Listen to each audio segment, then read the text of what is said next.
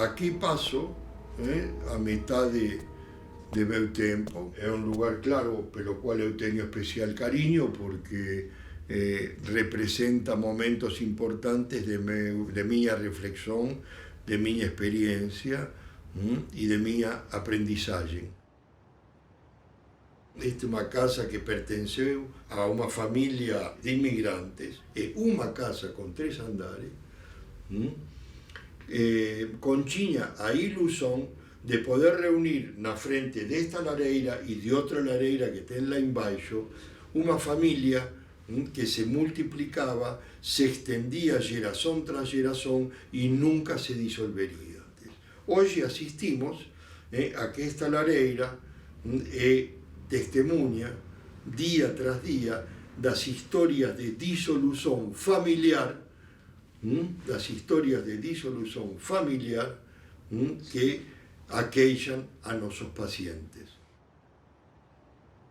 Colecciono aquí os pequenos presentes que os pacientes, en geral, cuando terminan o tratamento ou quando están próximos a esa finalización, me trazem.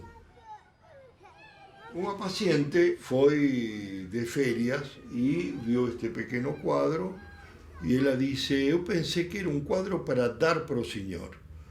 E digo: mas por que tú pensou iso? E porque o Señor traballa con crianzas, ela é adulta, e ten crianzas brincando aquí.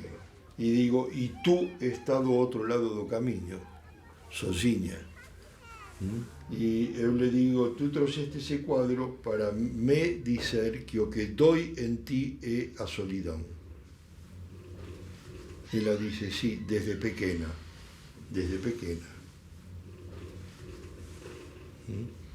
Este presente foi de unha paciente que foi a Cusco.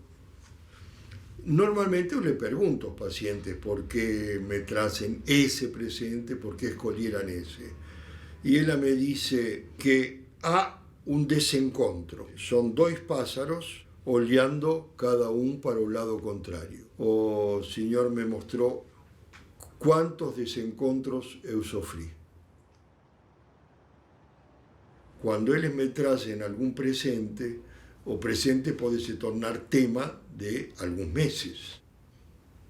É unha lámpada de Aladín que eu comprei nun brique en Buenos Aires.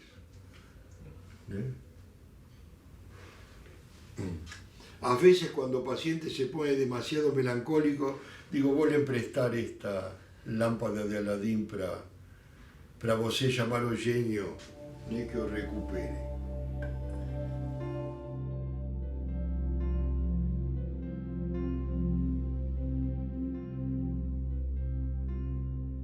Meu vô, en tanto transmisor de unha historia de rebelión contra o poder injusto constituído, ele foi inspirador, que desde moito cedo eu me sentí identificado con os grupos de esquerda, aos quais me aproximei de diversas maneiras. Participei de todos os movimentos de resistencia contra a primeira ditadura, a de Onganía, e participei intensa e activamente de toda a resistencia contra a direita peronista fascista representada por López Rega e por Isabelita, e inmediatamente en continuidade contra a ditadura de Videla e compañía. Iso me valeu a perda dos cargos que tiña na universidade. Eu era profesor asistente de Emilia Ferreiro, traballei brevemente con Rolando García tamén, na cátedra de psicología, de teoría da inteligencia, anteriormente con Sara Paín. Eran todos profesores comprometidos con a realidade social. E eu pensaba que o único modo científico de abordar a política era a socioloxía. E depois eu me dei conta de que para mudar o mundo ten que mudar o homem. E para mudar o homem é necessário compreenderlo nas suas maiores profundidades. E iso que me levou à psicologia.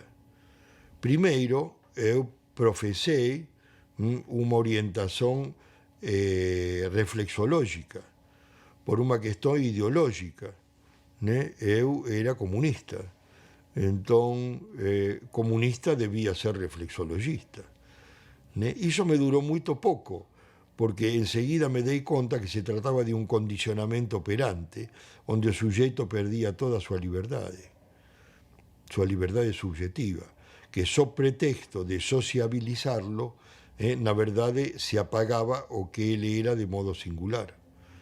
Então, a psicanálise me abriu un camiño porque o conceito que a psicanálise ten de sujeito é que o sujeito é a intersección entre o individual e o colectivo, en termos de linguaxe, ou seja, en termos de significación, o que permite se perguntar científicamente que é cada un en cada momento de súa vida e de súa historia. E entón, aí é posible conclamarlo, chamarlo, a producir algún efeito ético que le seja conjugável con súa condición de sujeito como tal. Isto me permitiu me comprender no meu ser político e no meu ser social e no meu ser subjetivo.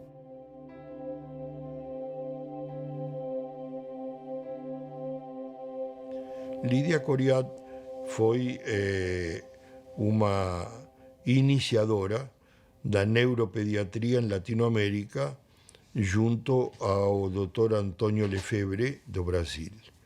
E a doutora Coriat pediu para a equipe e para mim que me fizesse cargo da equipe que ela tinha formado, que se chamava Centro de Neurologia Infantil. Eu le disse, eu não sou neurologista, tampouco sou médico, sou apenas um psicólogo. E ela me disse, tú sabes o que precisas saber para conduzir a clínica de crianças. Depois dela falecer, eu viajava uma semana de cada mês a Buenos Aires para conduzir a equipe. E aí eu propus colocar ao centro o nome de Lidia Coriat, que depois se transformou numa fundação. Hoje é uma fundação que se chama Fundação para o Estudo dos Problemas de Infância da República Argentina, reconhecida como de bem público e que presta serviços sociais e clínicos de diversa espécie e forma profissionais.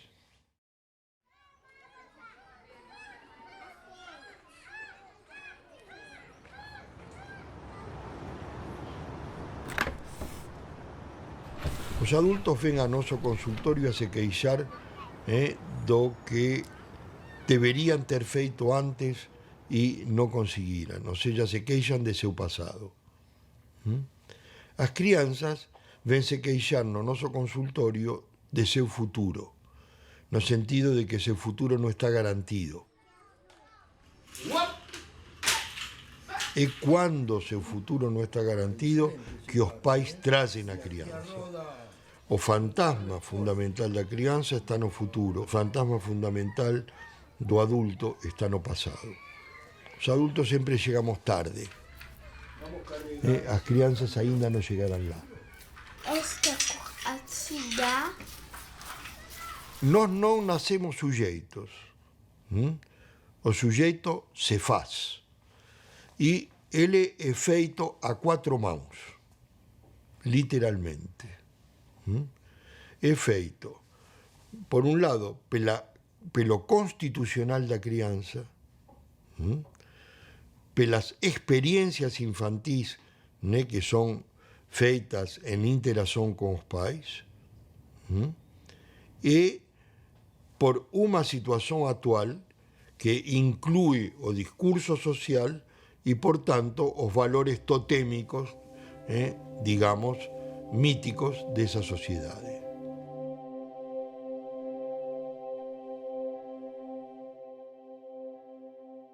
Atenção! Vai! Zoa! Ha, ha, ha! Up, up. Vai morder. A crianza atraviesa un periodo na súa infancia que está caracterizado centralmente pelo tipo de brincadeiras que ela faz. A crianza faz primeiro aquela brincadeira de está, non está, esconde, esconde, o paniño, né? A fraldiña, e o bonequiño preferido, aquele que já está mal cheiroso de tan suyo que está, e ela non larga de maneira nenhuma e é insustituível por outro, que se chama o do objeto transicional, os jogos de borda, onde a criança vai empurrar o carrinho até a borda da mesa e depois ele vai cair, os jogos metafísicos do ben e do mal. A criança clasifica tudo, este do ben e este do mal. Porque precisa colocar en orden o mundo, o que está dentro de e o que está fora de, e a borda, non é? O que está e o que non está, esconde, esconde, né? O que é meu e o que é do outro, o paniño. E así podemos seguir con unha serie de o xogo das personificações, que é o xogo de vir a ser, o que aínda non é.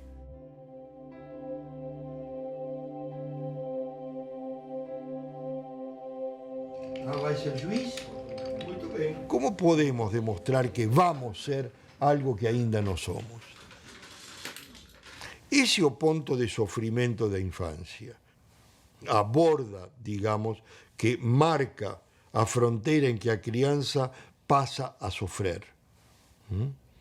Quando ela non ten sujeito que a asista, ela é autista, fica condenada a seus automatismos.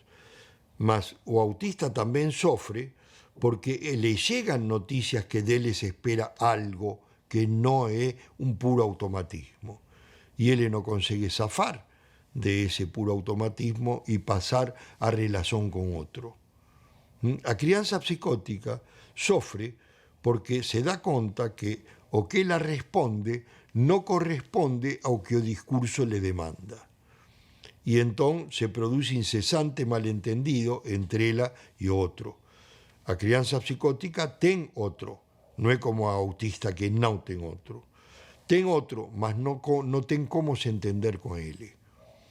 A crianza neurótica, clínicamente neurótica, ou seja, que padece de unha neurose, sofre da automatización de un síntoma que en certo momento le sirviu para lidar con un surto de angustia o un fracaso importante, o unha demanda dos pais que ela non tiña como responder, o un desencontro violento entre os pais que a deixou sozinha, situada no vacío, ela criou un síntoma que nese momento le foi útil, mas que depois, pela persistencia inconsciente do trauma, ese síntoma continúa a se repetir sen que ya preste utilidade nenhuma, sino que, pelo contrario, a leva a sofrer a imposibilidade de zafar dese síntoma que a trava, a entorpece e cría obstáculo para ela.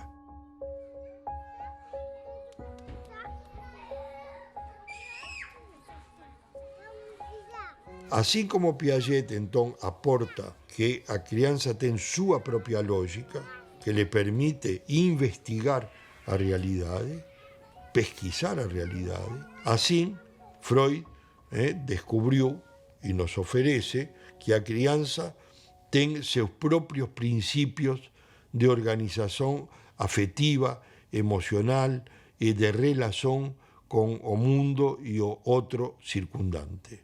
Que súa sexualidade le é propia, embora diferente do adulto. Iso que se chama sexualidade na infancia, que prepara ese sujeito a través da experimentación do prazer en diferentes formas para chegar ao prazer adulto da genitalidade, para chegar a ese punto, a crianza precisa que le seja reconhecido que ela tem modo de se relacionar com o mundo, com as coisas, e modo particular de gozar dessas coisas, desse mundo, do outro, e de obter satisfação que não é a mesma que do adulto.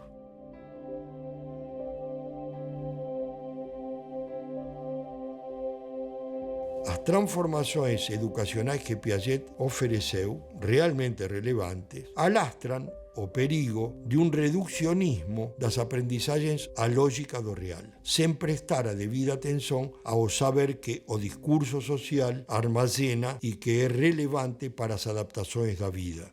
O ponto de partida dele é biologista, porque haveria automatismo que viria a garantir o desenvolvimento cognitivo.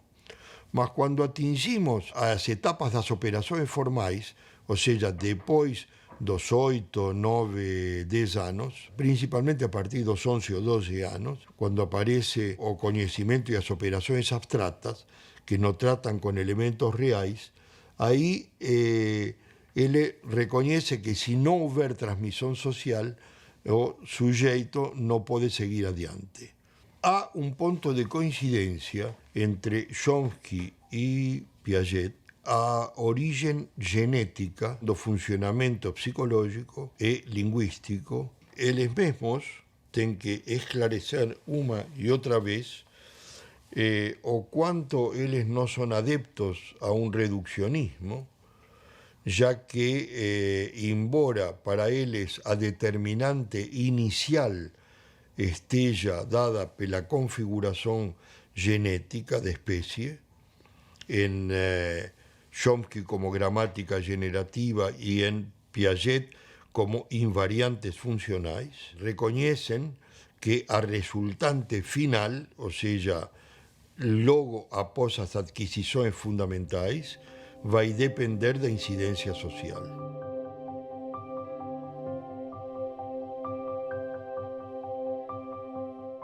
Para Sade, a vida é gozo, não há outra razão de viver, senão gozo extremo e sem limite, né? E para o racionalismo alemão, a razão é a razão de viver. Se produz uma convergência no imperativo social de gozar sem limite e razão absoluta. Podemos dizer que na cama matrimonial do século XX deitam Kant com Sade e não se põem de acordo nunca. Quer dizer, o gozo nunca chega ao extremo e o outro da razão nunca pode se exercer contra o gozo. Portanto, se trata de matrimônio inconciliável. Desse discurso social sofremos todos os que somos filhos do século XX. Isso trouxe como consequência uma série de reflexões. Uma vertente é a da complexidade. Outra vertente é a da deconstrução, Derrida.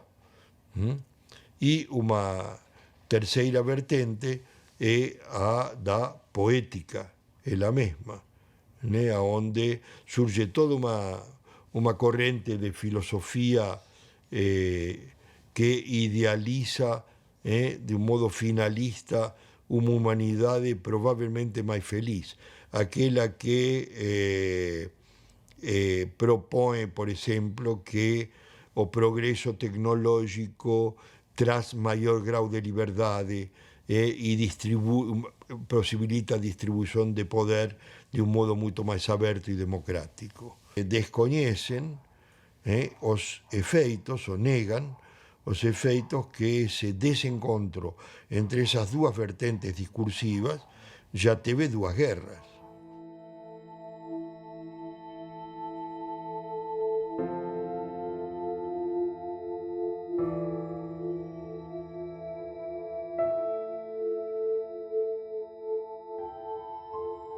Eu tenho 3 ambiciosos projetos de aqui para frente. Um é continuar aprofundando a articulação entre neurociências e psicanálise, principalmente no terreno da compreensão de como se produz um sujeito na infância, porque isso contribui a abrir caminhos de cura para as crianças com problemas graves, psíquicos e neurológicos e ou genéticos. E, ao mesmo tempo, permite uma prevenção, também forma parte do mesmo projeto, o esclarecimento da etiologia do autismo. Outro projeto importante, o que eu considero, para mim é importante, considero que é importante também para outros, não vou ser falsamente modesto, né? É contribuir à compreensão de quais imperativos do discurso social vigoram hoje na direção de provocar o sofrimento e a dissolução do sujeito psíquico. Porque uma pergunta que eu me faço perante os ataques que contra o sujeito psíquico genericamente se desfecham hoje em dia, me pergunto quanto de sujeito é o mínimo indispensável para que ele não desapareça definitivamente. Vários de meus livros que estão em fabricação agora vão nessa direção. Que está no prelo se chama Amos e Escravos Contemporâneos, quem manda no mundo hoje e por quê. Ao mesmo tempo que vou publicar um artigo agora numa revista psicanalítica sobre, que se chama União Estável, a família contemporânea, que é um estudo a metade de caminho entre o sujeito e o coletivo, entre o indivíduo e o coletivo.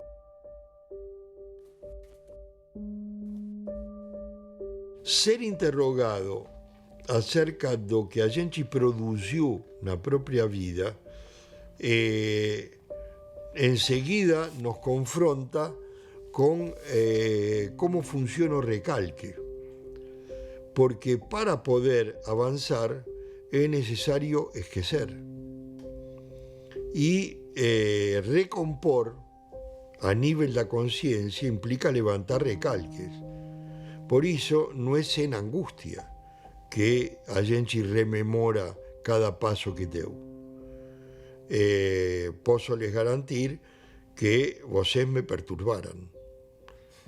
No bom sentido, porque a angústia é uma conquista do ser humano. Quando vocês me interrogam, eu retorno às angústias produzidas em cada cambio, em cada mudança, em cada recalque que se levanta. Quando vocês finalmente me perguntam quais são seus projetos para o futuro, puxa, tudo o que eu tenho para fazer ainda, não posso morrer antes de tempo.